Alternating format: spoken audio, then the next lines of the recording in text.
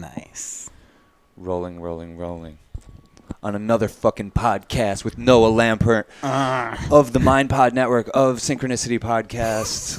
What else? Let's promote your shit right up front. What are we going to do about Mind Pod Network? Can we start? Yeah. Like, what are we going to do? Because it's a thing. There's so much potential. Because so many of the people who, their podcasts are great. It's a collection of podcasters, a network of podcasters, and it's a website right now and a YouTube channel, right? Let's shout it out. Who is on the Mind Pod Network? Very Ape. You. Very Ape. What's his name? Who introduced us? Michael Donovan. I gotta hit up Mike. He hits me, sends me stuff every once in a while with the new stuff. Third Eye Drops. Michael Phillip. Astral Hustle. Corey Allen.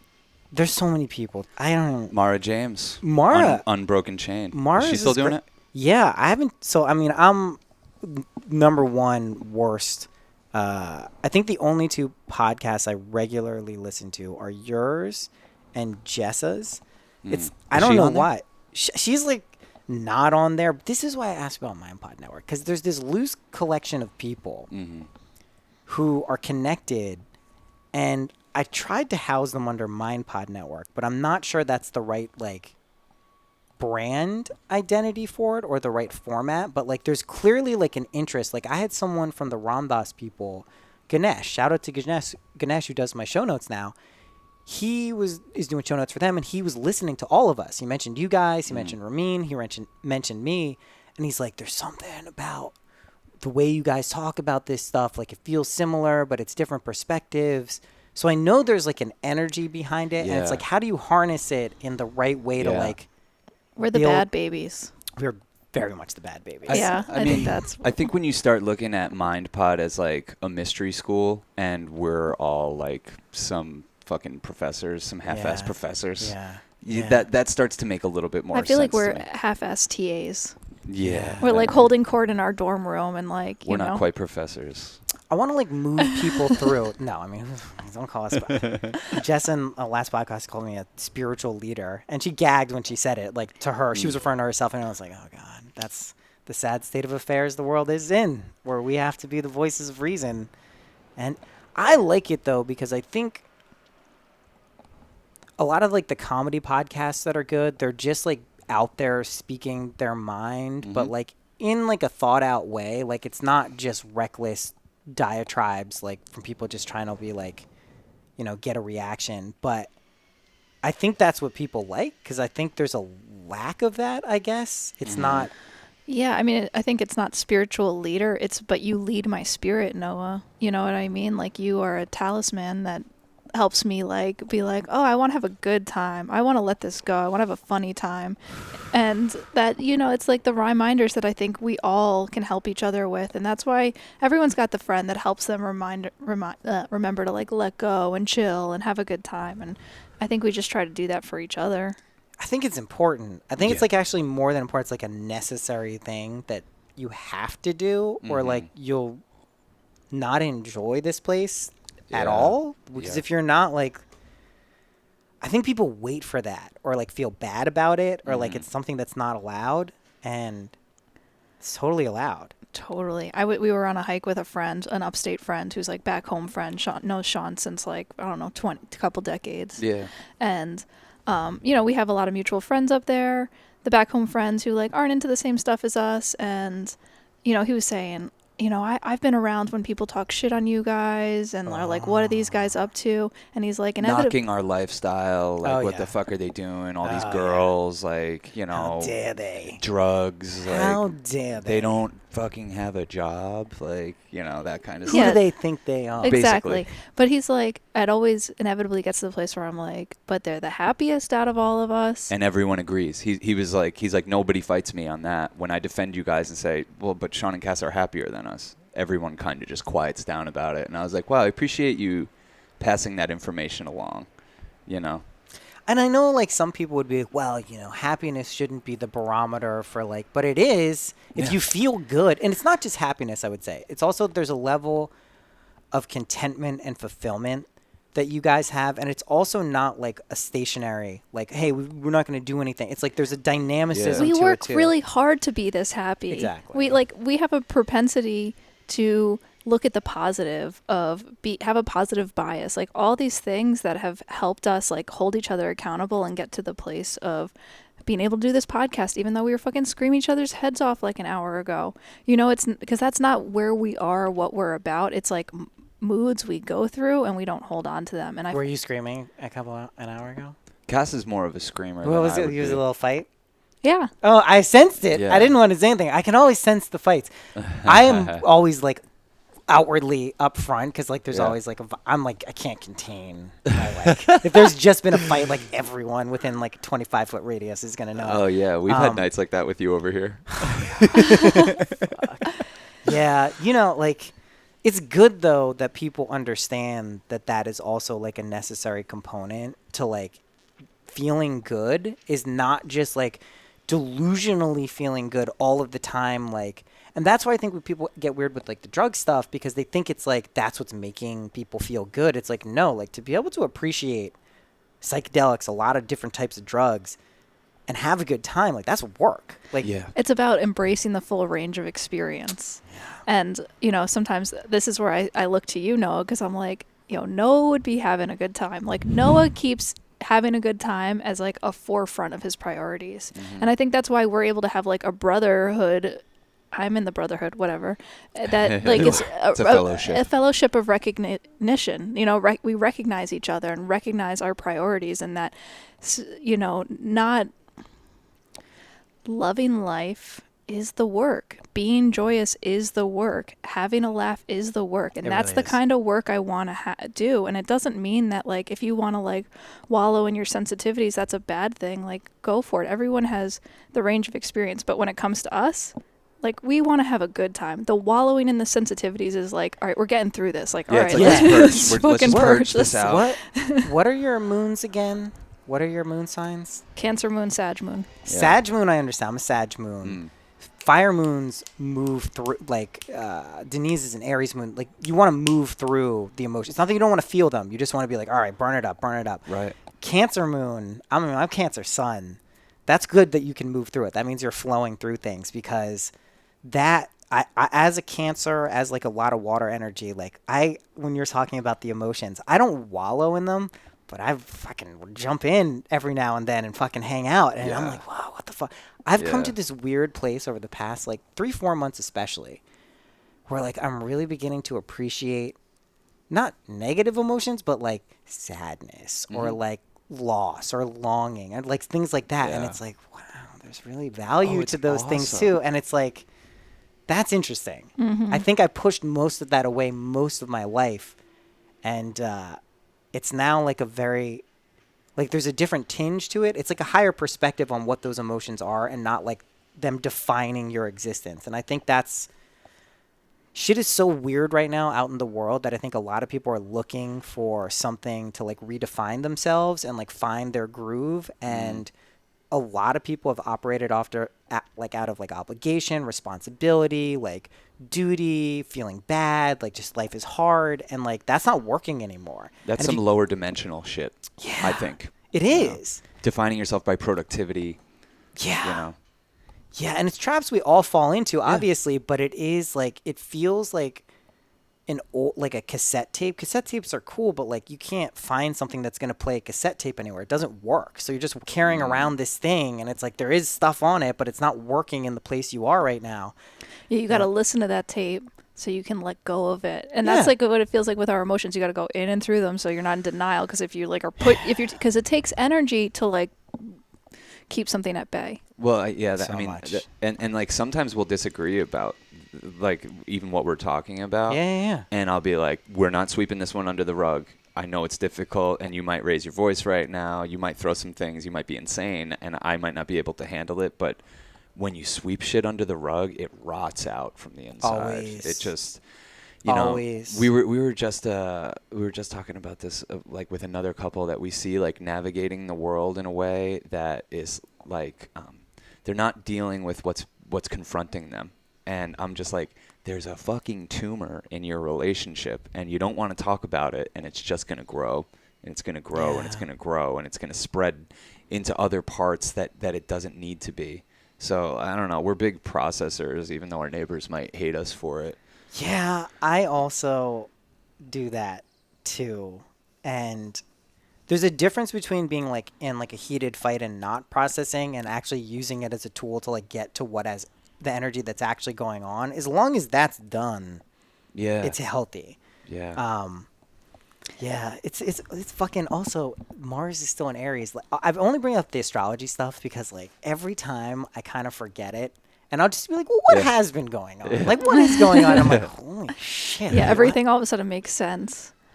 Yeah, our last podcast was about with a woman who specializes in like highly sensitive people. She's a therapist, and I need to see her. Oh, she's great. She's awesome. And I just started to think about like the role that psychedelics have played in making us even more sensitive, and why psychedelics probably aren't the best thing for people and within our capitalist society, because when you work and you go to jobs and you drink, you numb, you just go to work, you just keep doing the thing. And when you say, I'm going to feel the full breadth of experience and I'm going to feel the range of suffering and the depths of my emotion, that is like a lifetime of integration you then have to do. Yeah, you it know? is a lifetime. And who has the time? Who's got the time? That's the privilege, is like we've put this stuff such as the top priority of our life that like we're like, well, if we don't have time for it, our priorities are fucked up. Time, I've been thinking about time as a resource. And I'm just not willing to accept that it is a resource just because I don't believe in it at the end of the day, which is like a very tenuous. I don't believe in its actual tangibility. I believe our experience of it. Like, I have children, I see them age. Like, I know it exists. I'm not like totally, but like, I do think we have infinite access to everything all of the time, which means that even if your whole life has been defined by one kind of like dominant signature, and let's say it's like you're kind of like moody and sad, you can change that like literally in an instant. Yeah. It could be the perfect exact whatever it needs to be. And I think that is how things work all of the time, except we get comfortable with certain like modes of being, and then maybe they serve us, maybe they don't. And like when we come into contact with those patterns, that's like when the shit really like, you know, the shadow stuff comes up, like these things that aren't serving us come up. But you need to be pretty like, I think, mentally, psychologically, and emotionally balanced to like maintain that perspective for a long time. And I think we all do it, like, because you have to be, because you're basically open to everything, every possible spectrum of experience. And then you have to make a decision almost every moment in time of like, no, I'm going to be awesome. Yeah. Like, I'm going to take it even further. I'm like, I am, and I'm not even fucking around about this. I'm committed to being a higher dimensional being. Totally. And we've done some things and moved some energy and had some ceremonies that I feel like firmly placed us in a higher dimension. And it's so funny when you start to freak out a little bit about it. Totally. Isn't that the fucking crazy? You're like, I'm in a higher dimension where everything is love and everything's abundance, and like, I can't believe what's coming my way. I'm magical. And then you, like, some part of your lower dimensional self is like, down here's easier. Down here's easier. You know all the rules of this game. You know how to, your ego knows how to navigate this fucking territory. Yeah. Up there is tough. Up there it's going to take some it's just letting go. It's easier. That's it is. That's what I started to realize, like that feeling of like, for me, like my issues, like it's like abandonment, security, trust. Like I've really zoned in on them. And I couldn't have even said that probably like 3-4 years ago, but those are my issues. When I'm triggered by one of those and I get into this like, I think it's like justified and like whatever, but it's just easier. It's just like an easier mode to like. And you're good at it. Like, because you remind me of myself in that way. It's like, it's all love, it's all love, it's all love. Oh, you got me backed into a corner. Say one more fucking thing. And then it's like, boom. And like, Cass knows more fucking thing. I have the sharpest tongue. I can cut someone out of my life in about 2 sentences and they will fucking feel it. And I'm like, I don't want to be that guy. That's not higher dimensional shit. Higher dimensional shit is like, this is my guru right now. And it's all arising, the lower dimensional shit, and I'm going to transcend that. And the remembrance that you're doing it, you're nice to yourself. So if this person is showing you some fucked up thing, and they're actually doing something objectively to you, it's still your show. Mm-hmm. That's when it shows you how strong you are. This is what I've been learning. Like, I've been trying to figure out, like, I went through, like, physically, like, almost like boats capsizing in the sea, in the Mediterranean, to like emotionally going through like the equivalent after that. And it shows you how strong you are. If you don't fucking collapse and you don't buy into like that this is just a game against you and you're destined to lose, like you're going to fucking win every single time, like improbably. You realize how buoyant you are. You're so buoyant. Well, okay, You're so fine. I think one of the things, or one of the biggest barriers or obstacles in this game is thinking you need something. Oh, God. Like, what? Really anything. I don't know if you've come to this conclusion, but like women are just like, I think they've been higher dimensional beings for longer. Yeah. Because a lot of them are just like, yeah, this is kind of like, Yeah. Anyway, continue. You're just saying a very smart thing. I don't mean to cut you off. Well, I mean, Continue. You don't need anything. you don't need anything. You don't need someone to be different. You don't need this thing to happen in order for this thing to happen. And, oh, when I get this paycheck, then I can be my highest self. Or, oh, when this person finally recognizes me. Or, oh, when I go to this healer or have this back thing happen. Like, your moment and where you are right now is divinely perfect. And you are whole and you are safe and it is complete. And it allows you to let go of the illusion of time and be present in the moment, because this need requires you to be like, okay, well, I can't be okay in this moment and in this time because I need something.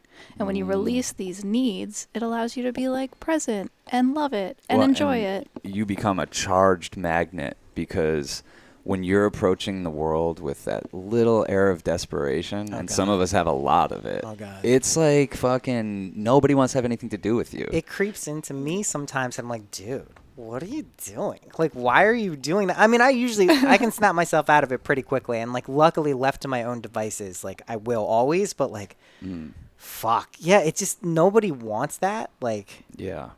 ever. No. You don't need anything. And you know what's some trippy ass fucking hard work that can put that to the test is like go a day or 2 or 3 or 4 without eating. Oh God. You know what I mean? Like fucking like just to talk about breaking the illusion. Like, whoa, I thought I needed like fucking 3 or more meals a day. Like I thought I needed this and that. And it's like actually this machinery is built to handle adversity. It's built to it's so buoyant you wouldn't fucking believe it, and put yourself to the test.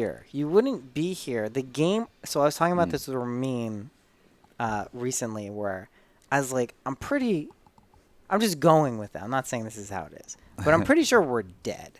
Right? This is the Grateful Dead. This really fits in here. I'm All my pretty friends sure are we're dead. dead. And I think what happens when we go to sleep, we go to the real place, we go back to the real place, wherever that is, and we're like, hey, what experience do you want to feed yourself this time? And we've just done a really good job of like stitching it together so it feels like this continuous life that's going on. Yeah. But if you can really understand that and recognize these are just all spectrums of possibilities that we select from on some level and run through, you can change or you can select the ones you want. I think what a lot of people are finding who want that love and abundance and want to remain in that state, it is work too. Like there's you do have to deal with all the lower dimensional like gunk and stuff, and it's not even a value judgment. It's just stuff that's like it's there. It's like soupy. You gotta fucking process it. You have to integrate it, understand what it is, challenge yourself. I think is a huge part of it. That's like, I think that's missed a lot. Like the idea of challenge sounds fun when it seems like an exciting thing, but then when you're like face to face with it, sometimes like, holy shit, this is really fucking, this is the real deal. It's good though. It's like if you put the right lens on it, like the challenges can feel like this fun game of flirtation with the universe, where you're like courting the universe to have a better experience with you. And if you think about it through the lens of love like that, where it's just like, oh, this is love, you know, I'm safe here, like Cass was just saying. That's safe. That's a good thing to remember. I mean, it's what you have to remember, but I think there's also this switch that you said that's so important and was so paramount for me, was that the switch from being scared that I could switch dimensions to being excited that I could switch dimensions. Because when you attach to like, holy fuck, this is a really good dimension, don't take me away from this dimension, you kind of create this suffering, which we know like in Buddhism and everything, and you clinging, and that is the suffering. But when you are like, all right, like, I'm going to switch dimensions and maybe I'll go to a lower one, but then that means I can go to a higher one. And we are in this fluid dance. And if you feel like you're on the wrong side of that dance, like, you are in the most powerful position to acknowledge it and do something about it, whether it's a like, reminder. Yeah. Yeah, we did ayahuasca, and it was at the end of quarantine, and it helped us turn a corner energetically. And look, we might just be convincing ourselves of all this stuff, but that's all anyone's ever fucking doing. No, it so doesn't why matter. not tell yourself a sweet, magical, flirtatious, Totally. loving story about what your life is? You know? And if That's the truth. And if the universe isn't being nice to you, maybe be nicer to the universe. You know, Yeah. and I think it's one of those things you can look at us and be like, oh, this is all so easy for you guys to say. No, you just said you got in a fight. Yeah. No, I know. Dumb There's- shit. Dumb No, shit. of course it's always dumb shit. Well, it's not always dumb shit, but a lot of times it is dumb shit. I mean, No, we fight about fucking girls, and not even in the way you'd think. I Like, can't you know, like, imagine. because we're like one person and we fall in love with It's people. not like, oh, I don't want to be with this girl. It's like, you better play it cool. No, you better play it cool. No, you're not playing it cool Don't enough. fuck- Like, Don't be fuck cool. this Don't up. fuck this up. We're at a really good dimensions, you fucking asshole. Do Yeah. not fuck this Yeah, up. totally. I'm sorry if I was too I'm sorry if I overextended myself. I'm sorry. I'd love to. There really should be like some type of programming where we talk about what our fights about, because we also, I'm not gonna do it with her not here, but the fights that we get into and the things that they're about, they're crazy. Like, they're Yeah. not like normal. Like, It's I mean, such great perspective too. When you see everyone else's fights seem so crazy and Yeah. stupid and petty, and ours would to any other person. Yeah, it's so So funny. it's such a great reminder. Like, I always really take it in where it's like, you know, you're at a restaurant and you're like, oh, this couple next to us is fucking going through it. I It's know. like, bear witness. Bear witness. witness. Just watch how fucking low frequency that is, and show yourself that's not how I want to be. Yo, we've had some funny moments because, like, we've been doing this dance for like 9-10 years, you know, Wow. and so we work on jobs together. And we had this job where we were out in Nevada and we were at the like hotel lobby, like, you know, that thing where you're like screaming at each other, but like, I through your teeth, hate and then it like so just much. We're yeah. pulling up like to go do this production for fucking GE, and we hadn't even met the client yet or anything. Like, we're just checking into the hotel. We're screaming at each other like, through our teeth in the fucking lobby. Like, what the fuck? How did we fuck this up? Like, what? You know, like, I don't even know what the fuck we could have been mad about. Yeah. And then we realized the people behind us in line Good. were the client. Oh my god. Yeah. So they're watching us. They don't know who we are. We don't know who they are. And they're watching us have a fucking meltdown. In the first the shoot hadn't even started yet. We were arriving to the shoot.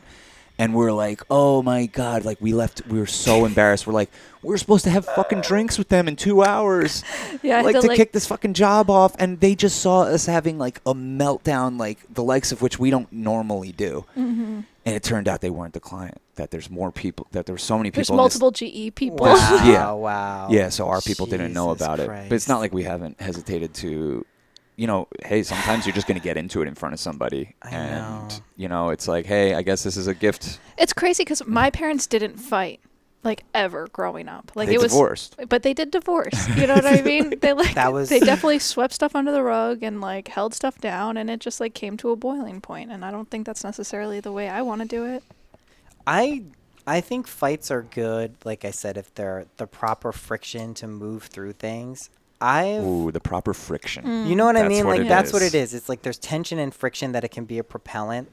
But if it becomes, like, one thing I learned with, like, at least with kids and stuff and that type of vibe, like, you don't want to expose children to a certain type of fight, which is like that deep emotional dissatisfaction fight. I don't think like expressing Yeah. your, you know, anger is necessarily a bad thing. And I'm like, you know, I'm learning how to be a parent, and I don't think there's any right or wrong way to do it, but I don't think trying to protect kids from any semblance of negative emotions is the path. Like, I No. think it's like people, like, you get more resilient the more, like, the people who love the best, I think, like, have had a broken heart in some way. They may have figured out how to heal that in the perfect way, but that really is like it builds a resiliency in a relationship. And I do think like at least with kids, like I knew that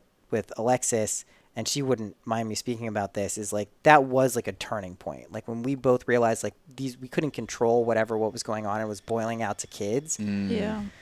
Luckily, they're young. They were young, but like even anything at that point, it's just like that vibe. You know, it's just like imagine It's being like an in a imprint. room. Well, think of it like this. Think of like if we're in a room and you guys just got in a fight, but you couldn't get out of it. You know, you couldn't get out of the thing, and someone walked in. At least they have a choice of whether they want to stay there. A kid is just fucking there. So Right. there's that vibe, and that's the dominant vibe. It's like you want to figure out how to change that. And, yeah. Well, because we're eating all this stuff. We eat what we see. We eat what we consume physically. We eat what we watch. We eat the other energies of the people we have like spent time with or our family. So it's like requires that little body to process stuff that their brain maybe can't comprehend.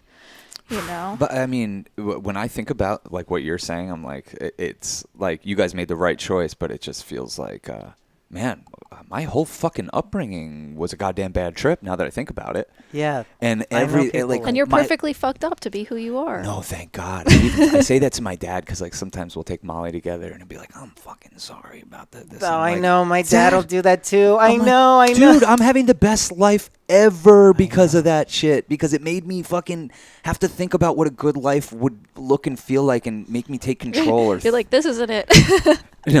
no, drugs, angry parents, screaming, yelling, fucking dysfunction. No, that ain't it. You know, there's some more stability to be had. I love what you're saying about kids, Noah, though, because I'm like, I have this little thing in my head, like, I gotta go like 2 years without fighting with Sean before we can like be mature enough to outta have here. kids. No, No you know, the thing way. is like, I can tell you, well, I mean, you can't have preconditions. Like, for me, the decision to like bring children into the world, like in its best permutation, is like a conscious decision to like, essentially, this is maybe a weird way, but to kind of like make a more refined and better version of you. Doesn't mean it's going to happen. Your kid could be a murderer, God forbid. But like, you know, Especially that if you're is- yelling all the time. I base this on a few different things. I base it on the younger people I know, especially like the Zoomer kids. They're good. They're fine. They're like actually fine. Like their perspectives on most things are very enlightened as compared to older generations. Like I think we're the bridge people. We're like kind of in between the old and the new. They're the new. The boomers are lost. I mean, I feel bad. I just, sometimes the boomers and, even Gen X and like millennials at this point are getting sucked into a certain type of ideology. I don't know how easy it's going to be to maintain over 30, 40 years, but whatever. But the younger they get, it seems, this is a blanket statement, it's never 100% true. They seem more like well adjusted to what society is, the openness of it, the freedom, the independence that's actually becoming clear, or the intrusions into those things. There's just more awareness. I feel like if you feel like you're having a really good time and you don't think a kid will be like a total buzzkill, which it's not. And like I do, my ex takes care of the kids most of the time, but I take care of them enough of the time to know really what it's like to take care of kids. Like they're not a buzzkill. They're fucking awesome if you let them be. If you don't feel good, the worst thing you can do is probably have kids, because then you're probably not going to know how to gate that and then not let it leak to a little kid who's going to pick it up like a sponge anyway. So I don't know. For me, like kids taught me like that I needed to take care of myself to be in a place that like whatever time I'm around them feels doesn't have to feel great, but it feels like authentic. It feels like I'm actually doing something You're with them that present. matters. I'm present.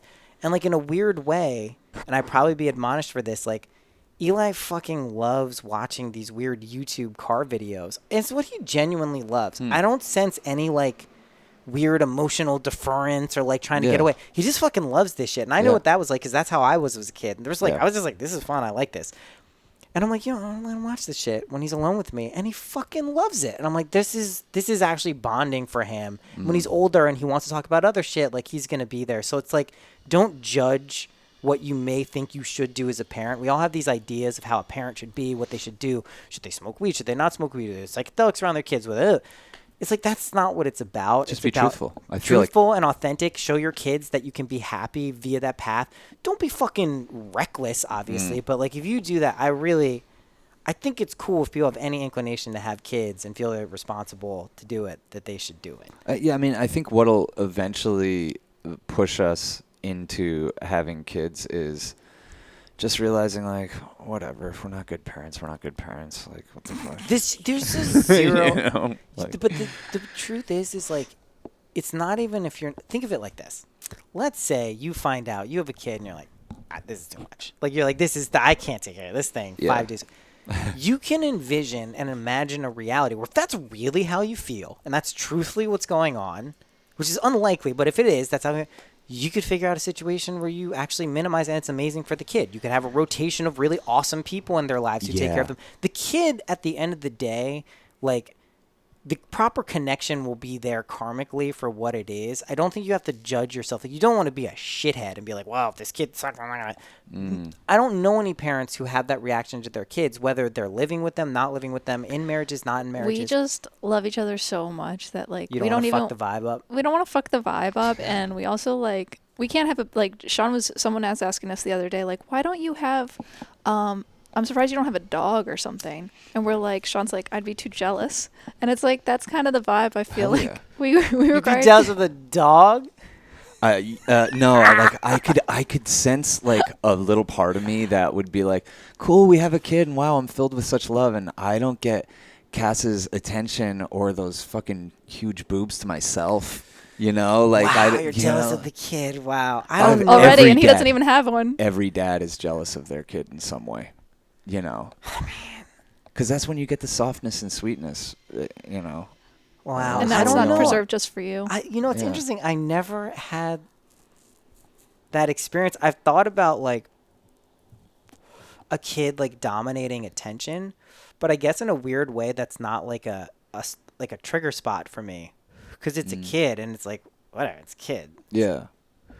No, you're one of the few people that make me want to do it. We have one other friend that makes me want to do it. You really just got to... Well, here's the thing. Here's what I really think. If you can have a kid and still be badass, you're really fucking doing it. It's not like a challenge. It's not like a dare. It's just like... It is totally possible. It's really intense. Don't get me wrong. I had a night with... My first night with Eli, I had a sleepover last week. Dude, I was fucking rocked emotionally. I'm like, oh my God, I fucked this kid's life up. Like, holy shit. What did you do? Oh my God. And he didn't do anything. It was me projecting everything. He was having a blast. The lighting, it's in my new place. It was like the lighting was sad. It was just like a weird vibe. Like, it was my first night there. I hadn't even spent a night there. It was with him. He's so tiny. We were in the same bed. It was just like, I felt sad. I was like, fuck, I fucked this kid's up. Divorced dad vibes. Divorced dad vibes. To the most, I made a mistake. Yeah, like, I was like, what am I doing? I didn't even do this. Yeah. You're like Rick and what's his name? Oh God, from Rick and Morty. Yeah, the dad, Jerry. You're like, it felt Jerry. like I got sucked into some vortex where that was going on. I'm like, this can't be my life, and this can't be. But anyway, I processed it. I moved through it. I understood what was actually going on. I'm like, you know what? Like, this kid is amazing. His brother, who I got to see this morning, is amazing. I'm lucky enough that I'm in their lives pretty much whenever I want to be. I live super close to them. Like, his life is pretty fucking awesome. He actually meets, like, a wider range of people because of this. He's gonna get a better life. You really just can't go in with a preconceived notion of what the permutation of, like, your relationship with your children is going to be. But you can, if you're both awesome, the chances of creating a not awesome kid is only dependent on your belief that, like, you're not awesome. Yeah. Like, I don't think I'm going to do enough drugs, ayahuasca while I'm pregnant to, like, be like, I'm gonna have some fucking Jesus-like child. Yeah, right. Cass has always said this, and we don't really personally know anybody that's done that, but we know of it. And Cass has always felt the calling, like, hey, if I ever get pregnant, I'm probably gonna take ayahuasca during it. And I'm like, yeah, right on. The other night we were at this amazing wedding, and we met this, like, older medicine couple. They're probably, like, in their mid-50s. And they do peyote ceremonies. They have a fucking sweat lodge in their backyard. But they're like, the guy runs a fucking tree cutting business. And, you know, his wife has a normal job, but she was telling us that they have 3 kids. The oldest one's 11, and the other 2 are like 7 and 4. And with the first kid, she didn't have access to medicine or know about it. And the kid's all fucking weird. And she's like, my other 2 kids are like fucking She goes like this. They're like, yeah. She's like, my other 2 kids are Santa Maria. yeah. Uh-huh. And I'm like, wow. And like she genuinely believes this, and I don't even know if it's true, but it was just kind of one of those things. And as a side note, fucking her husband, badass. They're a badass fucking couple with fucking 3 kids. You can do it because, like, here's the thing, like, what do you need to do for your kids at the end of the day? Mm-hmm. Make sure that they have a place to live, that they feel relatively secure, It's a lot of that pressure. they're fed, Yeah. that they don't die, Yeah. that your emotions are in check, that you can understand Yeah. what comes with a lifetime commitment of emotional tethering. That's the first thing.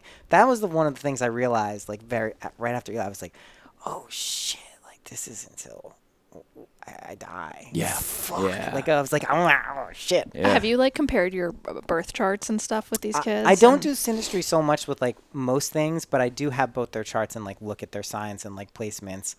Eli's a Taurus. He's a Cancer moon, I think. And Gabe is a Gemini. And they live up to it, I gotta say. They live up to it. Eli's stubborn as fuck. Denise is a Taurus, stubborn as fuck. Gemini is just like affable. Cass is Taurus.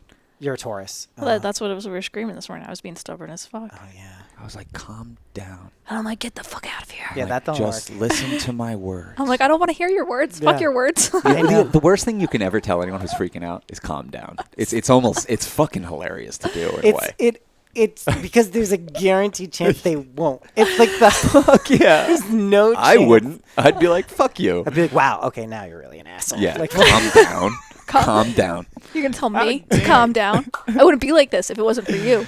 I think it's good to process all this stuff. I also think like something I've been learning is like everyone kind of establishes like a dominant energetic signature where they kind of like baseline to, and I think what we call like higher dimensions is like raising that frequency.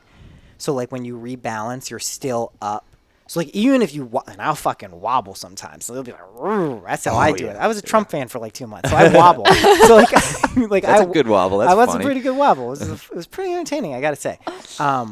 When you do that, if you continuously calibrate like to a frequency that is like balanced, feeling good, know why you're doing things, I think you can make broader and grander decisions about what you'd like to experience. And I think that's what a lot of people are kind of like waking up to right now is like there's a really wide range of possibility. Like with all this uncertainty and like just like I don't know if maybe I didn't have like a few days ago I woke up and I was like fucking Corona is still going on. Like people are still wearing masks and shit. I was like, what happened to reality where this is just like this is base level now? Yeah. Yeah. It's But fucking October. Like, what the fuck? Our president has it. I know. It's crazy. So fucking crazy. I don't know. I don't think he's going to die. We spoke about it before I think we started that. Yeah. I still think he's going to get 4 more years just based on I do think Biden will die in office, and I can't imagine Kamala Harris being president for whatever reason. Someone can try to convince me that I should, which logically She's the worst. I don't think it's not great. She's pretty pro police and like Yeah. pretty like I don't know. She This locked people up for marijuana when she was the top cop in in California. in fucking L.A. Yeah, California. she locked up black mothers whose kids know. weren't going to school for truancy shit. Like, what I think the she's going to be our fuck? president. You do. Yeah, I do. I see it. You do. I see it because it's going to like, she's got that look where you're like, wow, this feels like a Determined. modern drama series Yeah, where she's calling the shots. And because she kind of is like, Shit. she's got this like, she's got a beautiful look and you're like, wow, that's the actress they chose to play the president. Totally. No I way. totally That's can a see really it. good It point. could no, happen. it's a good point. I'm saying no way because that is believable, like a fucking ABC. Everything's moving faster. Yes. Everything's also moving faster. It's like, okay, we used to get 8 years of a Democrat, then 8 years of a Republican, and now everything is on hyper speed that we're going to be going 4 years, 4 years, 4 years, That's 4 a good years. argument too. Yeah. We don't have the Shit. attention span for 8 years of anything. You know. Oh shit. I think she's not going to get was very voted in there. convincing. She's not going to get voted in there, but I could see her being our president. And if you think that the backlash to Obama was crazy with us getting Trump, the backlash to a Kamala Harris presidency would be insane. But that's not the reason to not do it. I really want to get the place where we're voting between like a Joe Biden and a Bernie. You know, like Joe Biden's the Republican. But Yeah. is that ever going to happen? Really? Like, not ever. I don't want to say ever. That's crazy. But, like, to the point where we should be very have a vested interest in this stuff. Do we think it's going to lean to the point where the issues that we care about generally, that are important to us, that shouldn't even be issues, like just like basic systemic injustice, like that shouldn't even be an issue. I'm sure we all agree. Like we should just basically be like, hey guys, like yeah, there's definitely a problem. But that requires like a complete dismantling of the entire system. Okay, so this is where I wonder what these systems that are there that look like they're crumbling, that look like the foundation they were even built on wasn't stable enough to last even this long. Feels like the earth, like shit's getting destroyed. It's like, what is planted in that stead? Is it going to be realistically a centralized government over this much territory defined by? No way. No way. Right? No. There's no way. So this is like, it's not an argument to stop caring about national or even international or global politics. It's just something has to replace it.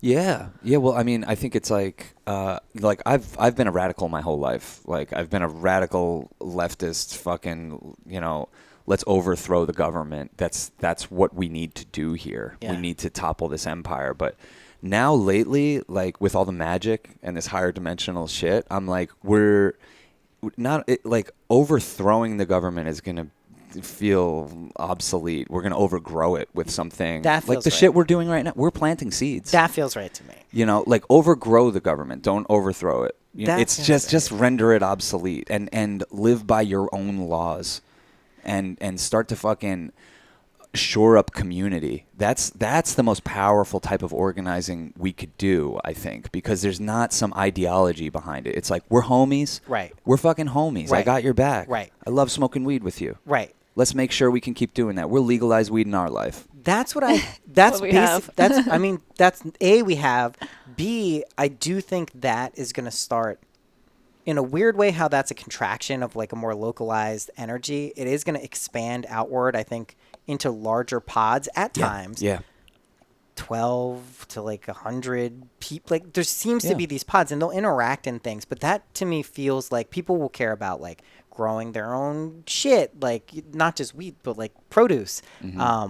Having like communities that like really are built around that to me feels like a future that is like being piped in, and I'm trying to see where that connects with like where we are in linear time, and it's like it doesn't seem super close, but it also seems it like is. it's like this shit is really blowing up. It's just going to become more and more necessary, and it's not going to happen. I mean, they're going to throw us with all the conveniences in the world, so we're not going to have. I mean, we can have the idea, but you really need to get the wind in our sails. Like it needs to be like, okay, this is the last plastic bag I can even buy because they're not selling them anymore. It's like there's just certain things that are going to be necessary.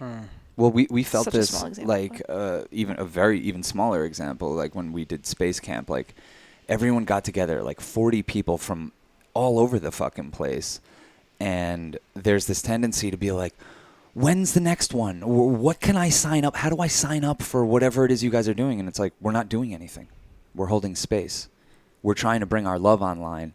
What you can do is be a spore for that. Yeah, spore. And I don't need to direct what that is. I don't want to have anything to do with that is. But then motherfuckers will reach out and be like, started a Church of Chill in Indiana. I'm like, awesome. That's awesome. I don't know what that means. There's a Whatever Toronto it means, chapter. There's a Toronto chapter. I mean, I think what it means right now is people get together, vibe out, listen to music, and it's like, founded a religion. Yeah, that's what we're trying to do. Well, it's we'll use the religion thing when it benefits us tax wise, but there is nothing to look to us for. You don't need us. You don't. We're just a reminder. We always say people are drugs. We're fucking like People are acid. drugs. We're acid when we come into your life. I think we've switched though. Like we've been acid for a long time, and now I'm like feeling the Molly vibe. Yeah, we where are. I'm like, we're Molly. ooh, I'm like becoming like tuning into like a lover vibration, and I'm seeing You're a that. lover. What is it? A candy flip? I think that's where I you're think at. that's where I've been most Totally. of my life. I think that's where I've been because candy flip, and I haven't actually taken that many. I think it was like once or twice, maybe one during the wean thing. Candy Flip is not like either of them. It's somewhere in between. It's some like blissed out open-mindedness, cosmic. It's unlike either one of them. That's right. I do feel like that most of the time. That's why I actually don't end up taking MDMA that much in my life, just because like the notch up from where I am, like it's not that much. Like for some people, like they really need those walls to come down. Need it, or like, and it's not that I don't enjoy it. I take it casually, of course, but like it's just it's not like that ratchet up. You know what I mean? Right. Totally. Yeah, it's a good vibe to have. Yo, I want to do a shout out though, because last time you said that you're like, there's nowhere to sign up or whatever. But that said, given what you turned us out of this, and we've been cultivating a very cool fledgling community on Discord. It's the fucking best. Like these are like our Discord. I'm in touch with these people all day, every day. Yeah, that's why you realize about Discord. It's amazing. We're sharing like music and art and like just new ways of thinking. And the best part of it is that everyone who like signed into the Discord is like 10 times cooler than us. So they have like the cooler memes, the cooler music, the cooler photos. I'm and like, videos. why do you like us? And like, but I think we just say like, oh, here we stuck our stake in the ground and said, here's the space, here's the Church of Chill, and let's just decorate this. And it's like becomes out of our control. Like we are now co-creators and co-decorators in something that we started. We're creating like new cosmic real estate, and it's called the Realm, and we decorate the Realm, and it's not for us, it's like for everyone. I'll tell you, as much as it might not be for you, so I did the crypto one from 2017. This cycle, there's been like this crazy shit going on in crypto the past like 6-8 months. Initially I was the person, I'm like, this is how it works, blah blah blah blah blah, because like most people didn't know. This time around I was in Turkey, so I didn't have like access to like reliable internet, and I'd pop in and they were teaching me everything. I'd be like, how do I do this? What do I do? I was like, I can't believe it does. When you plant a seed like that, or like a mushroom, whatever you want to call it, and the spores come out, these like mycelial webs make the organism stronger than what it was originally. And I found at one point my mom needed a New Zealand passport for Phil because his mom was sick and like she couldn't go because of the corona stuff, and I asked because I knew there were some people in New Zealand in the server, and they were like, no problem, like I got you, like it's super easy to do, it's just a referral thing. So like I do these online communities that are on our phones, if used properly and like interest aligned, shit is powerful. Yeah, they're not overseen by Instagram or ads or Discord is a little there's a little spy. There's definitely a spy. We definitely shouldn't talk too freely in there. No, I mean, we talk though. Very freely. It's pretty protected, but, nothing's that protected.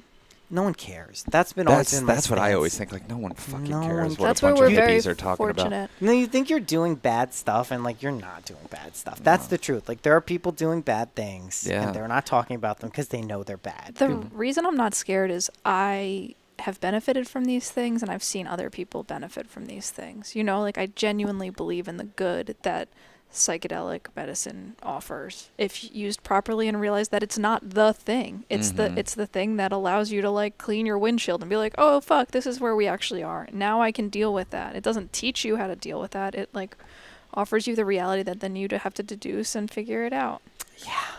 Yeah. It's so necessary. I love it. I love whatever the fuck is going on right now. I feel like I've been waiting for it my entire life.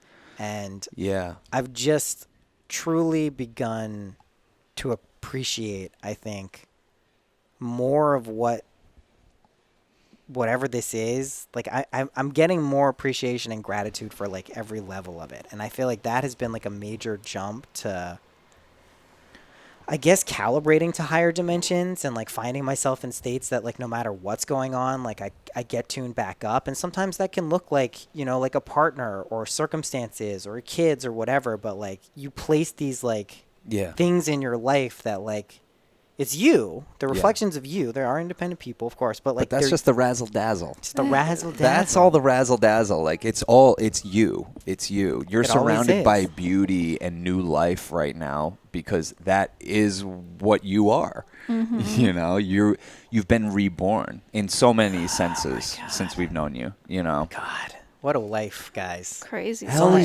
much more of it too. Yeah. we should keep it going. We're gonna keep it going. That's the decision I think everyone makes until they die. There's some level. I don't think we're struck down by like a death god who's just like, fuck you. I think it's like when you're done with the ride. No, you're not consciously. You don't know. You may be terrified of death, but when you're done with this ride and you got what you needed from it, I think you're like, you're done. Yo, that's what we've been talking about a lot lately. Yeah. Yeah, we were just talking about We were just talking about that because I have a similar perspective, but it's something that allows me to be superstitious and is Which like, is what? like, oh, something really good happened. Oh, today was a really high day. Wow, we met this really cool person. Wow, we really hit it off. Wow, this is like next level shit.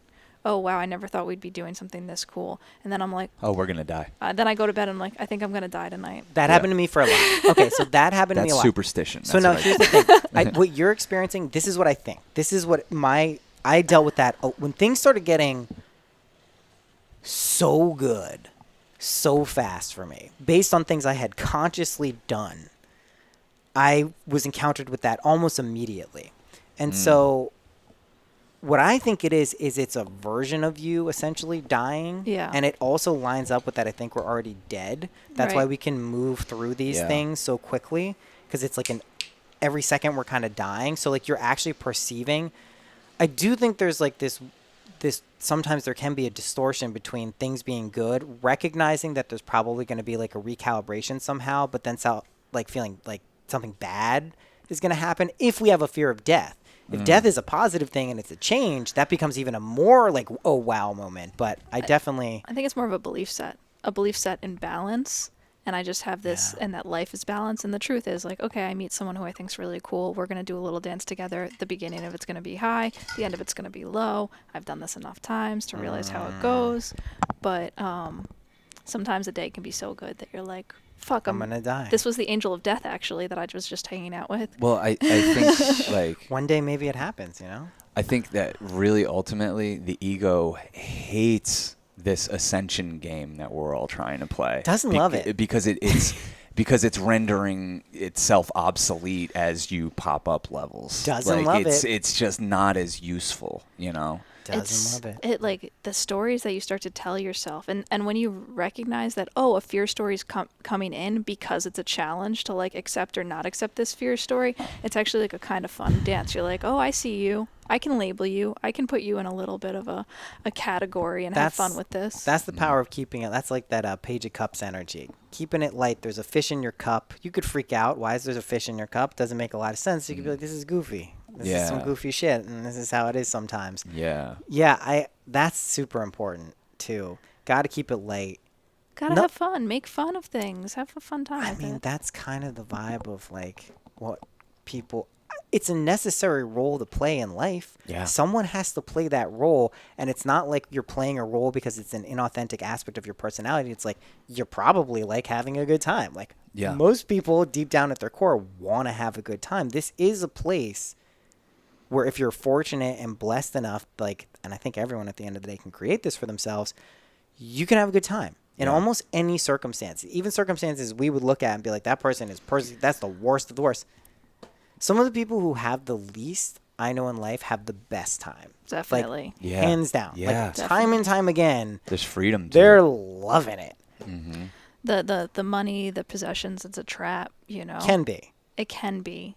And that's it kind of can switch your perspective when you realize what life's really about and what really is the gift of life. And so you start kind of like stretching for different things. It's so mysterious though. I mean, I say this as someone who literally just went on like a yacht for like a long time. Like yachts are awesome. You're very fortunate. They're really to get out there. Insane. Yeah. Beyond. And like the actual like being there too. And as someone who hasn't really traveled at all, like I think you're allowed to experience whatever you want if you have the proper perspective. If someone's tooling around in a yacht and secretly feeling guilty about it, that sucks. That's like, might as well not have that. Yeah. So I think like if you really are willing to put in the work and like deal with your own shit, like you can appreciate pretty much anything, whether it's a yacht or like really being like down and out and on the ropes. Like, yeah. And realizing that it's okay if you have the moment where you doubt it all and fucking... Oh, that will happen. That will happen. You're not... I think at the point where that doesn't happen, you're your experience of being a human being probably changes so dramatically that you're almost like a different species. Like if you don't have moments of like, am I consciously creating this? Like it's just like, I think everyone does that. And I guess if someone was like, I've never experienced that, I'd be like, I don't know what's the matter with you. Like that's weird to me. Like it is something that I think. Well, that's pathological when you're too far into that, you know. Yeah. I mean, it's another superstition to think every thought you have has like that you could even fathom what the reaction of it is. That you thinking that you're going to get coronavirus means you're going to get coronavirus. No, it means that in that moment where you're so scared about having coronavirus, you have a version of coronavirus. Yes. You know, it's oh, don't quantum compute it, people with the emotions, quantum emotions. Wow. yeah. Jesus Christ, that's accurate. And if you latch onto it and accept it and like put it in the hard drive, there will be a point when people will say put it in the hard drive and people have no idea what that means. They'll be like, what's a hard drive? Yeah. It's in your, coming it's in soon. your mind, dummy. Yeah. You got the chip in there. Yeah. Yeah, Cass, I saw Cass have a she woke me up in the night thinking she has nitrous poisoning, even though she's never done nitrous since February. And she heard about nitrous poisoning for the first time. A friend was like, "Yeah, my friend had to go to the hospital and What like is because nitrous poison? it's not even fucking not real. You Some can't say it's fucking not real. Are you crackhead fucking overdid kidding it. me? No, it's not. You can't say it's not real. You He- fucking do nitrous can all the fuck up your time. You B12. fucking deplete your B12. You can go blind. You can become paralyzed. Like, this is a part where you just don't do the denial. It doesn't mean I need to live there sleeping thinking that I what's- have Nah, I it. don't What's believe- the I don't opposite believe of in nitrous denial? poisoning. I don't believe in either. that. But like, what's the opposite of? I mean, I believe denial? it happens, but I believe there's Overdoing anything. If you could drown yourself by drinking too much water. Like, there's Yeah. a certain level that your body can handle when it comes to nitrous. So, if you're fucking doing crazy nitrous every day, like, fucking balance it out, dude. You know, like, take some time off. we were It's not a big talking deal. about. I know this perspective quite well. I've heard this. Let's pull the tank out. Let's Fuck do the- it. yeah. No, I'm game always. I mean, nitrous poisoning obviously must exist because people are always going to take things too far, or someone was so freaked out.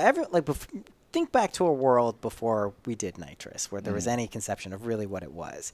I remember being like, "That seems crazy." Me too, I'm dude. like, "That's insane." That's what I Like, thought was the lowest of the low. I When was I would like- see my friends doing whippets, I'm like, Yeah, you're like, come you've on. now entered. Yeah. You're a bad person. Yeah, You totally. failed. You know what I mean? Fucking. So anyway, after doing it, and I shit you not. Do you remember the email I showed you guys where the guy was like, before I did it, he was like, "Have you ever done the imaginal techniques on nitrous?" Yeah. Oh yeah. And I was like, "Whoa, that's so weird," because we were literally talking about getting a tank. So anyway, I after doing nitrous, like, I've hit some of like, and I shit you not, and I wouldn't have guessed this before. I had no predisposition to believe this. Some of the most like spiritually intense moments that I've had in life have been on nitrous. Me too. And Yeah. I don't think you should be doing it like all of the time, but I don't know. I'm pretty. I mean, Guys, you know my stance on drugs. Like, I'm pretty fucking like, if you feel compelled to do it and trust yourself, you should Hell yeah. do it. Do it.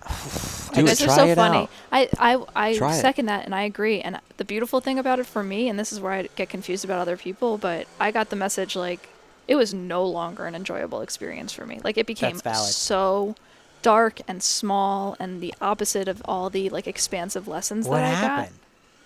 It just shut down on me. It literally felt like everything was shutting I think down. she beat the game. I think nitrous kind of has a finite amount that it can help you. And Cass, like, she was so on it with this stuff, like pulling back great shit right away. And that being she very just beat the ceremonial game. about how I did it. Yeah. Like making sure I like did a lot of like deep inhales and breath work leading into it, and then like really going in. The and- Wim Hof stuff. Yeah. Yeah, no, I fucking did nitrous. And I think there was just a moment in the nitrous world where I got the message like, this is bad for you. And I think that I was sleeping and I heard about this girl's friend, and I started to feel you my got all the evidence. well, and I Yeah. also got the physical evidence because I was like, Of my course. body's going numb. And that's like usually how it just feels when I meditate, and I usually meditate before bed. But I started to think, oh my God, my limbs are numb because I have this nitrous poisoning. And I was just like, I woke Sean you up and I was got it like, in your head, though. Sean, I did it, you know? You got it in your head. But the whole time I was like, okay, I still was remembering, okay, I need to calm myself down. This is not real. It's as real as I'm making it out to Yes, be. And yes. I had to remind myself I'm safe. And like, that's was where it's so like, absurd. I had to wake you up But the reason, partly, I woke him up and he was like, "You don't have it. Just go back to sleep." And it kind of helped me. But the other thing that helped me, What else can I say? I like you said, I was it fucking kinda- pissed, man. I mean, I don't like being woken up. do you know what I've been getting woken up for? Snoring. Whoa. And like she's acting like, I mean, and do you want to know what the real fucked up thing is? The Pavlovian negative reinforcement is working, and like I start to not snore like over long Really? periods of time. Yeah, because I'm just like I don't want to be woken up. It's like a negative reinforcement thing. Interesting. And I'm so fucking mad when she started to do it. I'm like, you're an insane person. I'm unconscious. I'm not doing anything. She's like, yeah, but it's Yeah. keeping me up. I don't wonder snore. how. It's weird. I think about that often. It's weird. I wouldn't have accepted it, but I mean, I guess I'm a type of, I don't know. What is I there? don't- Someone weed whacking outside all of a yeah, sudden? it's gotten classic. crazy. Classic New York. Like fuck this, man. I gotta pee. I do have to pee too. Let's just pause for a Pause, moment. pause. Yeah, you guys Okay. cool with that? Yeah, don't let's not pause anything. Let's No. just pause. We'll just cut this part out. Life, guys. Gotta edit that out. And we're back. I was thinking, I Right. was like, it'd be cool if we left that in. And then I was like, I think I said a couple things. There's no way I Yeah, can. it's funny because as honest as we are on here, there is this off the Always. record conversation that is like, There's always a I'm lady. actually realizing how important it is to keep some privacy in your life. Oh my oh god. yeah, And I'm like realizing that lately because I realize some of the stuff I stay on here is like people, that's how they look at me. And I'm like, wait, I don't, or think about me or assume about me. And I'm like, there's some stuff that is like a little private. You're like, I don't need anyone thinking about that. I think about it, like I put stuff, like I'll talk about my relationships and what I'm going through, but only after I feel like a proper and balanced perspective on it. Like I'm not, like I guess like there's some people who would just like talk about anything as they're going through it. I like to at least honor that if I'm recording something or streaming something that I'm not just going to like freeball some personal experience. You Well, know what I especially mean? with you, Yeah. a lot of your personal experiences involve another person. And Sean is the other person most of the time. You know what I mean? we have like the built-in consent. I'm like sitting here. I'm like, oh, we're going there, okay, and I'll just flow with it, or the other way around. Yeah. Yeah. Yeah, you know, boundaries and such. That's the Sacred thing. boundaries. Sacred boundaries. Nothing wrong with boundaries. I think everyone needs to acknowledge that boundaries do exist in this reality at times, and that's not a bad thing. Yeah. That's not a bad thing at all. Like, I think defining and knowing what you're comfortable. I mean, there is a level of being where you're so open to anything that you can go anywhere. We were just talking about this with the open relationships, part of what was off air. And, like, I kind of know intuitively whatever resonant frequency I'm at, subject to change, of course. Like, I know where my boundaries are most of the time. I've been pushed past boundaries enough of the time to know I'm never certain. Yeah. But like I do know like energetically what feels inauthentic. You know what I Yeah. mean? Like Mhm. I guess yeah. It's funny because I have some boundaries recently that have been hit upon, and the boundary is like, I don't want to do something that's not going to be fun. And Yep. but a lot of times I'm hitting my boundary and I'm like, I don't think this is going to be fun. But I'm thinking and I'm not instead trusting that, okay, let me just keep doing it each moment and like give it a little space to have a moment of not being fun to see if we can get to that space, but also realizing that I do consent in every moment, and sometimes my boundaries are a little premature because they are based on like previous experiences or something like that you know, when I've let down my boundaries and say like, all right, let me give this a shot, the realm it takes me to of looseness and fun and seeing another person in a different way that I Yeah. didn't expect is like so healing, I guess, because you realize like, oh my god, my boundary actually was a wall. I'm not saying don't have boundaries. I'm just saying my personal experience with boundaries in the last like 2 weeks has been like, Wow. oh, that was a little premature, because there's a lot of potential to like let go. I don't know. It's kind of cryptic when I don't say what I'm talking about, but it doesn't Why don't matter. you just say what you're fucking talking No, I about? don't really want to. Okay. But Whoa. Boundaries. I have a boundary. Yeah, I'm You have getting to a sign up boundary. for our Patreon and I was- send us a message if you want to know what we're talking So about. I keep joking about doing an OnlyFans and Yeah. you know, just extending past. I mean, you know, listen. Dude, we were this close to doing that when during quarantine when Carrie was living with us, and like we're already taking thousands of fucking sexy pictures. It's of only this a girl. matter of time before you guys have an OnlyFans. Oh, It's Lord. so obvious. Are you kidding Yeah. me? Please. It's why not? Who cares? I have no people. You know who's doing it? And God bless her is Adrian. She has an OnlyFans, and I think she's doing really well. Adrian Earhart. Yeah, I'd pay to see her. Yeah, Oh, of course. Well, you have that option. Yeah, no, totally. I feel like it's a funny thing to play around with, but Well, we're, like the idea of it. I think sometimes people get the wrong idea because it's like we're not in an open relationship at all. I know. At all. We're probably in the furthest thing from an open relationship. I could never do it. I don't think. I don't want to say never, but I don't think I could be in an open relationship. I don't. I just like. I don't think it's what I want overall. Maybe it will be revealed to me that is something I do want, but I think there's a level of like partnership that I've found and value in life that means more to me than another person. And like that's not knocking anyone I have ever been with or will ever be with or am with. It's just like there's a quality to that I value, and as long as that's there and dynamic and feels fresh, like that's what I want. And to me, I don't know, maybe this is just like an ego thing, but either the complexity or the energy that would be brought in by like an open facet of that relationship, I just don't think I'm interested in that. I don't think it's like, just for me. No. Just me. I mean, I think we're saying we can't even have a dog.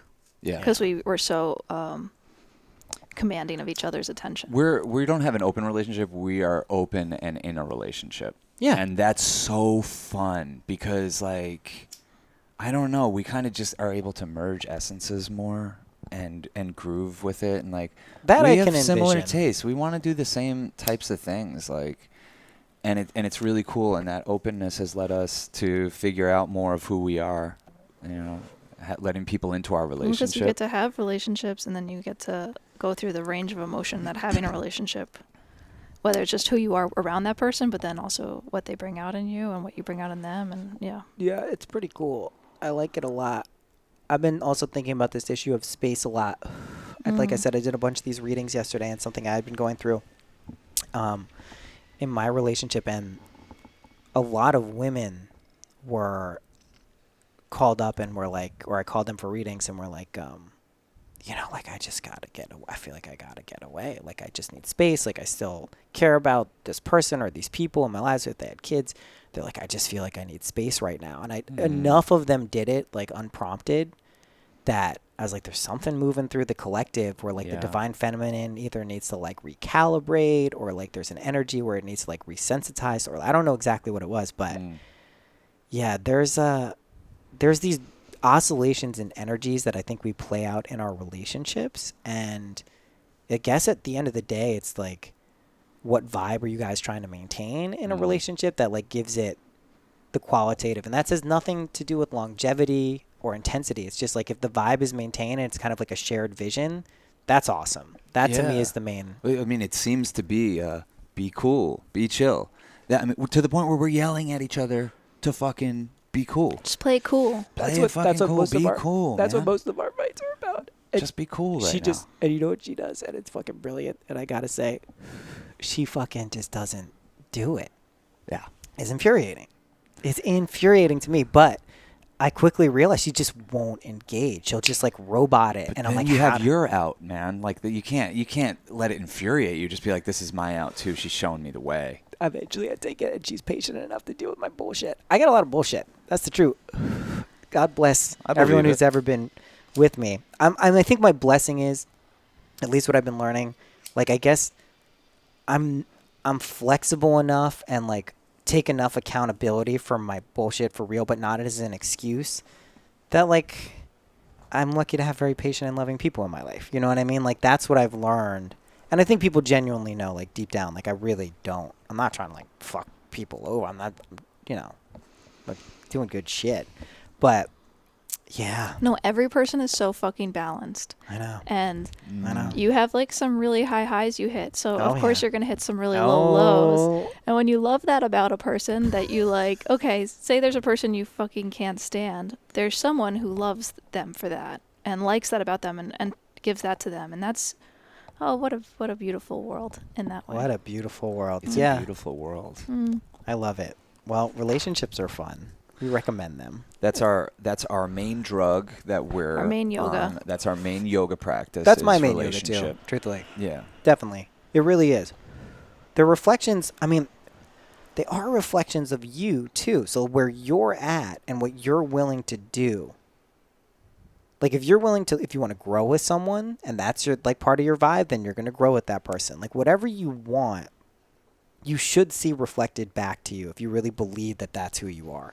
That is something that mirror like value of like a relationship. It doesn't even have to be intimate. It could be anything. That is like fucking super useful as a tool. Also very easy to get lost in. Like Oh yeah. Get lost in the sauce, man. And I think that's the key point is that like all relationships, like it's not just one that you like is your partner you spend every moment with. All relationships matter.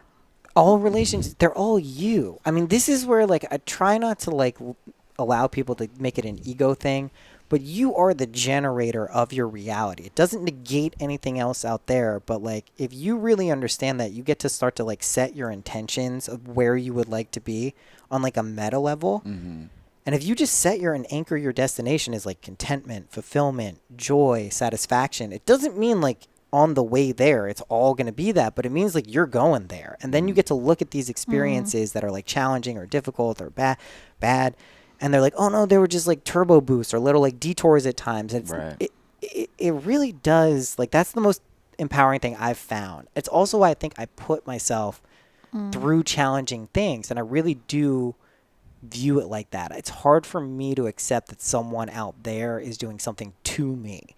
That just feels and sounds wrong to me at this point. You can only be a victim if you admit defeat. Like, and that ain't you. That's not us. No, like, I can't do it. I can't do it. I can't. You know, you can surrender. You can surrender tons of power in surrendering, but it, you know, if you're really fucking believing something. No, I definitely get the last laugh. Like that's my my thing. Like I told someone the other day, they were like having some issues, and I was like, yo, just have more fun than them. That is like, don't worry about it. Just have more fun. Yeah, they're like, oh, my partner's doing this, they're doing that. I don't like it. And Cass just fucking came through with a truth bomb. She was just like, the solution to this is just have more fun than him. Yeah. And she was like, oh. Yeah, because you can't control what someone else does that you do or don't like. And if you do, it's a bad trip, and you just end up trying to like see if you can fit someone in a line. I've learned, is impossible. You got to hypnotize them out of it secretly and slowly. I'm just kidding. That was a joke. Secretly. I love it. I love it. Yeah, we teach ourselves the lessons we want to learn. That's the real truth. And so you just try to be conscious of what you're trying to teach yourself, right? I mean, that's what I've been trying to. Well, those are the seeds for everything. Like, I think then you can have the life you want and not feel bad. Or even feel like you're going to die at the end of it. You can stack, I'm going to die. I mean, I think the most I'm going to die days I've stacked together was probably like 70 or 80. And I was insane. Whoa. That was when I went crazy. Yeah. Oh, one day after the next. Yeah, I was like convinced like that day was so magical. There was so much shit that happened. Like, I'm going to die. All of a sudden you were in Final Destination? Yeah, I was like, this is it. I was like, this is really it. Like, any moment now. And, like, to ride that line and not be terrified is quite an achievement. And I did it most of the time. Oh, my God. They should do a Final Destination. It's like this group of people does mushrooms together, and then, like, one of them dies, and then they're, okay, that's sorry. A good. No, that's a good. Cass is writing movies. That's a good. You just wrote a movie. That sounds good to me.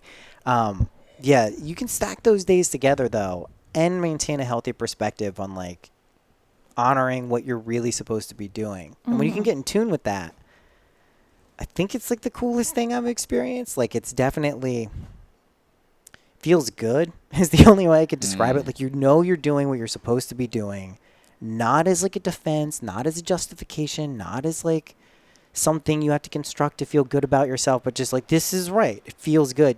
When you make that like the most important thing, at least for me in my life, good shit happens. Even when it looks like it's not going to happen. You guys have plenty of evidence that shit looks like it's not going to happen good in lots of ways. No, I have a question. Yeah. Do you think alcohol is so popular because it's like the one thing that can heal like this very funny feeling of discontent?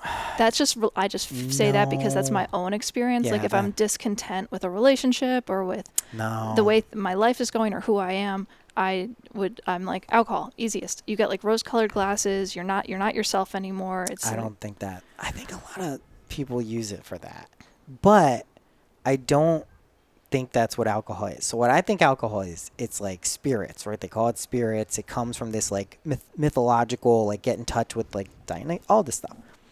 I think all of like one of the narratives that plays out in this reality is these disembodied spirits, dead people, ghosts, whatever you want to call them, are in that particular alcohol. And depending on how that alcohol has interacted with a culture or a lineage, or just like if it's part of the slave trade, like whatever, that's all imbued into it. And so like to know when to appropriately imbibe and have the correct perspective on it requires kind of like an awareness of that. And if you use it, because it does kind of like put you in this like altered state, which can be amazing too. Like I actually enjoy alcohol. I don't drink it a ton, but like when I drink it, I like it. You know, it can either overwhelm you if you have that tendency to use it. But we were talking about this before too. I think anything that like deadens you or escapes from what you're feeling naturally, that's a risky. I mean, it's risky, but the thing is you do it. And then I don't know, my experience is you have to go in and through the stuff you were avoiding like 10 times harder. When you do When you're hungover, you're like, oh, all this sometimes shit, you don't all get this it. shame came to the surface, and now I'm having like Yeah, a whole... everything I was avoiding is now like here in the potentest dose ever. I don't the think that next happens morning. to everyone. It Not everyone that happens to, but No. I guess that's enough for me to not do it. That's where your demons are. Yeah. Those spirits, those demons. Gotta My be body aches just thinking about alcohol. I get a stomach ache after the first like 3 sips. So like I know I'm like also just unapologetically anti-alcohol. You I just are. feel like there's a force in this universe that's telling us that like irresponsibly that like drinking is social and it brings out the best in you and it's happy and jovial and every event should be circled around this and on every corner this is how we should get together. I hate being around people who are drinking. Oh, it's the worst. I hate it don't so much. If you hate it so much, you're just gonna end up around people who are drinking. Oh That's yeah, I mean, obviously how it works. Yeah. Okay, whatever. Let me rephrase Yeah, this yeah. then. You reconsider that energetic missile. I have some issues with alcohol. Yeah. I have some issues, and it has to come from like personal family relationships and like I guess You got to look at the root of what alcohol was trying to, or the relationships or people were trying to alleviate with what alcohol can do. Because that energy is like ancestral and familial, and that's what's really there. It's not like even the destruction that can happen in people's lives serves a purpose if you have the proper perspective that it's not like it can never just be alcohol. Now, the energies around it that conspire to like kind of encourage people to imbibe it is like that's perverted. But like it's never the thing itself. Because there's value to all these things, but like, you know, it just seems to make the thing worse. It can. With abuse, and I've seen it. I think for conscious people like us and who are trying to be more conscious, to me it's an accountability thing. When I see someone overdoing it on alcohol, I'm like, you're becoming less accountable to your temple, your body. You're less accountable for what you say. You're not going to remember this. So That's just too smell far. bullshit. That's too far, though. Yeah. Where I'm not talking about taking it to the fucking Yeah. crazy levels. I'm saying like if you have like a few scotches for a long night, or Yeah. like you're playing. I'm not judging how people can and cannot consume alcohol. Yeah. Your dance is your dance. Like, I fucking do my dance with plenty of things. I have, like, personal reasons that my dance, it turns me off so much. But the overdoing it of alcohol, I just feel like as much as we talk about psychedelics and want to, like, not proselytize, but share that, you know, there's other ways at looking at things, I similarly want to say there are other ways at looking at things when it comes to how we socialize and how we celebrate in this country. Yeah, it's a dominant. I mean, you can make the argument that like sugar, alcohol, and caffeine have been like the dominant cultural vibes of Western society for a few hundred years at least, probably longer. And that's a vibe. Like if you do all those things, that's a vibe, and that is kind of what it feels like. And I think there's nothing wrong with, you know, recognizing a lot of the destructive qualities of alcohol. Like I don't drink that much. Like I almost never drink, but I will, because I think, like anything, if you're taking it somewhat like enjoyably. I mean, it definitely shouldn't be illegal. I don't think heroin should be illegal. I don't think anything should be illegal that's like a substance consciousness altering substance. You That's know, cool. like I'm not saying like we shouldn't have bars and we shouldn't drink. I'm saying It shouldn't be as prominent in our I think it's unfairly prominent in our culture, and I think it has to do with how we've criminalized and put all this negative connotations on other ways of exploring your consciousness and other states of being. And I just... Well, it's kind of like anything, though, in a way. Like, what we've done with alcohol is, like, when we're, like, tempted to have something, it's like, well, what do we want from that experience? We want to be loose, and we want it to maybe get freaky, and maybe we want to take it into a more sexual direction or something. The things you would do, have a couple drinks to loosen you up to do. And say, okay, instead of drinking, let's just try to embody those people. And the high of all fucking highs is when something freaky and creepy goes down. Nobody was fucked up. Nobody was drinking. And it's like, wow, this is like fucking surfing a really, really crazy wave. And like, we've been proud of ourselves for being able to like push it into that direction and like, you know, take something positive from what it does for you, because you've said yourself, like, it's super valuable. Like when you're first getting to know somebody, you meet at a bar, you have a couple drinks, you're going to get loose. Yeah, that's how we first, like, that's How how about we that? hang out. Our whole courtship was fucking drinking, you How know, about and that? now she's so against it. I know. What happened? Daddy issues. The thing is like alcohol, like it's literally like anything else. It is a wonderful escape if you want it to be. If you don't let it be, it sounds like kind of like so like pull yourself up by your bootstrap things, because I think like, you know, you can be like aggressively like targeted to like drink and like smoke cigarettes, like they do that shit. So I don't want to negate that, but I do think like you could probably always whip yourself into shape if you really are dealing with whatever the core issue of what that is fulfilling. And like, this isn't to condemn or judge. It's not a value judgment at all. Everyone has their issues that they're difficult for them to deal with. It's just like, I can't blame it. 'Cause like, I don't know, like I almost feel like I really don't enjoy it most of the time. There will be times where I'll get into like a little groove and I'll be like, you know what, this mezcal is really good. This scotch tastes good. You know, I had some wine at a few dinners. Like, but I'm never like, let's crack open another fucking. I don't drink beer. I can't tell you the last time I had a beer. Like, I think you know how you said you have like some triggers. Yeah, you know, that's you're your like, trigger. That's my trigger. That's your trigger. That's my trigger. Investigate it. So that what I found about triggers. This is all I found. Found this in abundance of the trigger land.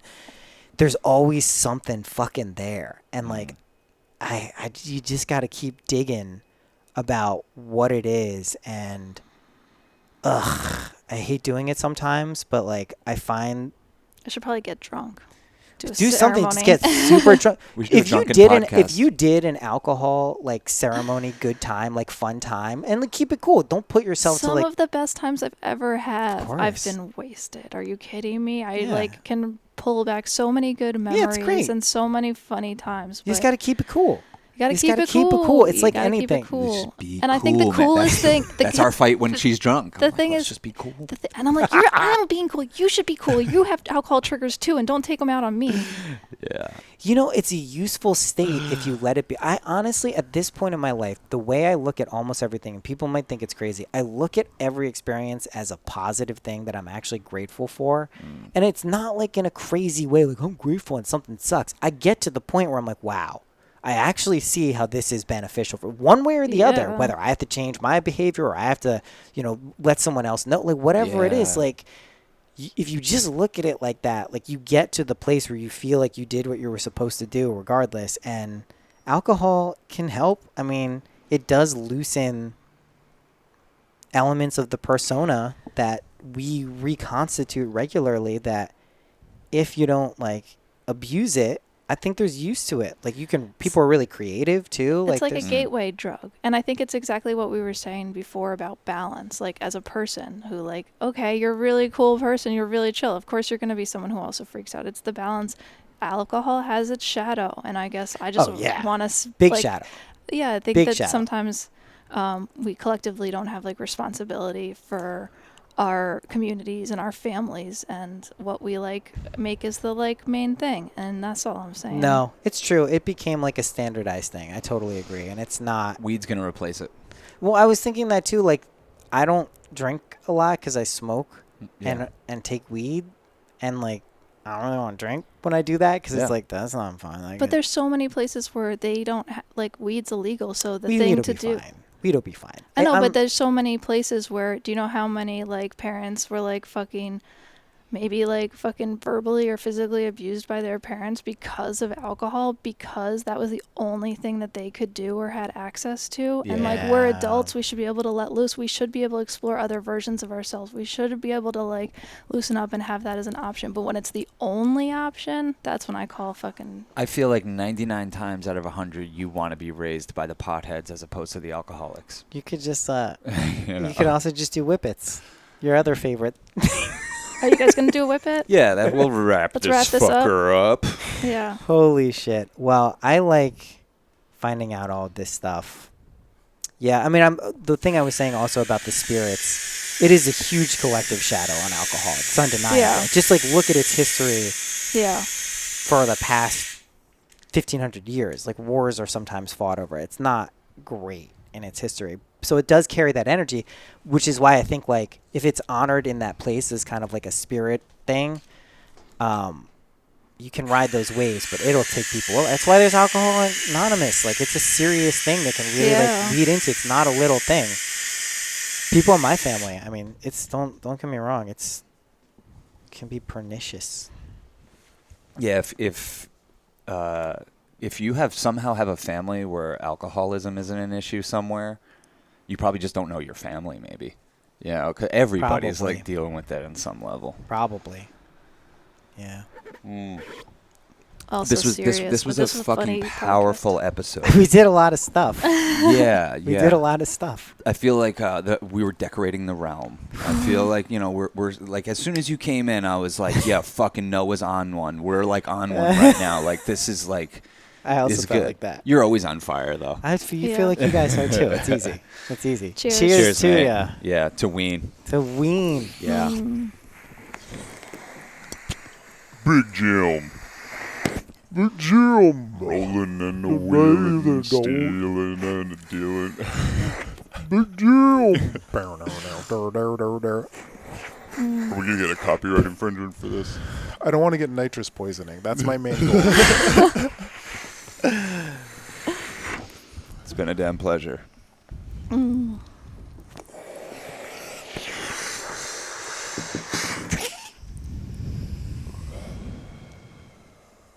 Oh, yeah. Taste the waste, man.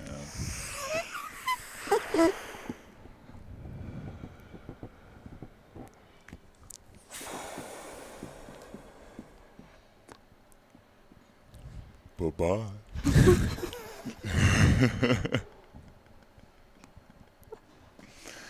You want to cut the cameras and shit? Yeah. I mean,